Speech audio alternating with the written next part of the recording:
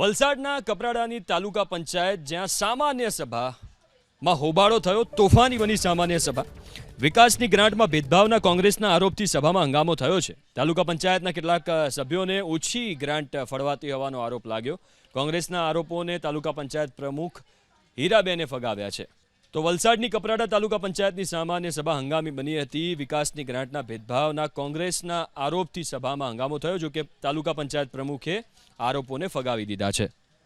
તાલુકા કક્ષાએ જે 2023-24 અને 24-25ની વધારાની ગ્રાન્ટ 2,92,71,666 રૂપિયાની ગ્રાન્ટ આવી હતી. એમાં મારા તાલુકા પંચાયતમાં આવતા ગામ સુખાલાદુ દોડકો અને વાજવડને ફક્ત 6 લાખ રૂપિયા આપવામાં આવ્યા છે અને પ્રમુખ પોતે આંબા જંગલના એમના ગામમાં 32 લાખ રૂપિયાની ગ્રાન્ટ એમણે પોતે ચાઉ કરી ગયા છે.